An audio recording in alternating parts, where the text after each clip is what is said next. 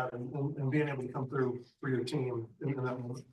Yeah, I knew that he threw a lot of sliders to lefties, so I was just trying to see one up, and I got the first available to put in the outfield for a good runner with shoes to score the ball or score.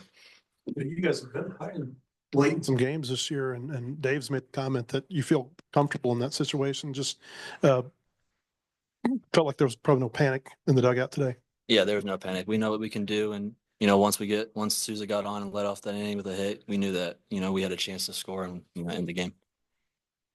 Parker, have you ever thrown an immaculate inning before? Yeah, that was a first for me. Yeah. Have you ever? I mean, like for any of you guys, have you ever been in a game at any level where you've seen that? That's the first time. It's pretty incredible. I think I've seen it once at the high school level, but never in college. That's pretty special. I mean, for you, Landon, or you, Parker, I mean, just to be able to throw 9 strikes in a row like that, obviously it's difficult. Why and how were you able to do that today?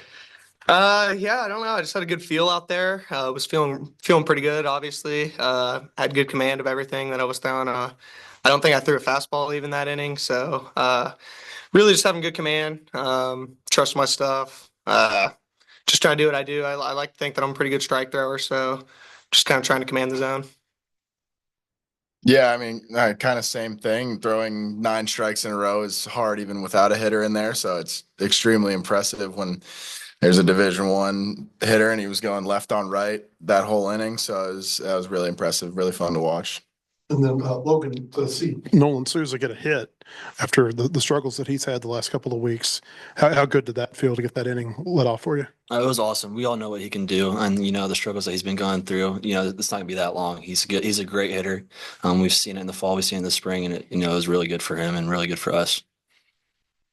At what point, Parker, in that inning, do you realize you could have is it at the second strikeout when there's 2 strikes on the third guy? Like when is it like, oh, I might have something special here? Yeah, I would like to say in the middle, probably of that third guy. I was like, man, I don't think I've thrown a ball yet, and just kind of trying to shove that to the side and just get back to what you're doing. Just kind of make pitches. Landon, Charlotte had a lot of success early the past 2 days against Gabe, and oh my gosh, who's the second pitcher that you guys have? Is that exactly? Pretty big name, yeah. Did that change anything in your approach early on, and based off what you saw the previous 2 days? Yeah, so I guess that's kind of the upside of pitching on Sunday is you get to watch that offense twice before. And I thought the way Zach attacked them on Saturday was really impressive. And, he kind of set the standard for what I needed to do to have success. So I think it is quite an advantage to get to see an offense twice before you have to pitch. They were super aggressive all weekend. What was kind of the key for you limiting that? I knew they were free swingers early in counts. So if I could execute pitches 0-0, 0-1, they would get themselves out, and that's kind of what happened. If you try to nibble or leave it down the middle and 0-0 count, they'll hit it, and they showed that. So I just tried to execute pitches early. Logan, you talked a little bit this weekend about enjoying playing the outfield, and it's kind of gotten you into a rhythm. Was there ever any frustration early in the season dealing with the hamstring injury and the slow start, or were you able to kind of stay calm and know that you were going to turn the corner eventually? Yeah, I've been through this before, so there wasn't really any panic. It was just trust the process and trust what Coach Bell is doing in the weight room with me, and then the trainers and my work that I've been putting in. So there wasn't really any panic. It was just trust process and trust what's going on. You said you've been through this before, and I think I've heard Dave say that you had some hamstring stuff that hampered you at TCU too. Is that right? Yes. My sophomore year, it was almost every other weekend, so that was kind of frustrating. So I've been through this, and just stay calm and trust the process and trust the plan. Okay, so Parker said he didn't realize what was going on until halfway through the last batter.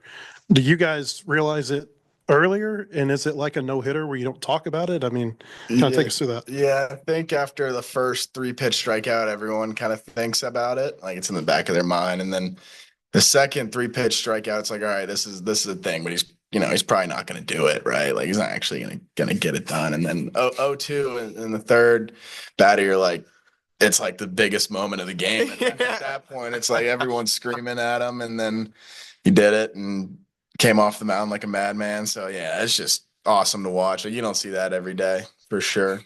What about in the field? Did you notice what was going on? Honestly, I didn't know until I got in the dugout. It's like Barker's going crazy. Yeah, then I saw him go crazy. I was like, "What happened?" Like, I know he just struck him out, but what happened? And like, he just threw an immaculate inning. I was like, "Oh my god, no way!" All right, guys, appreciate it. Cool. Thank you. Thank you guys.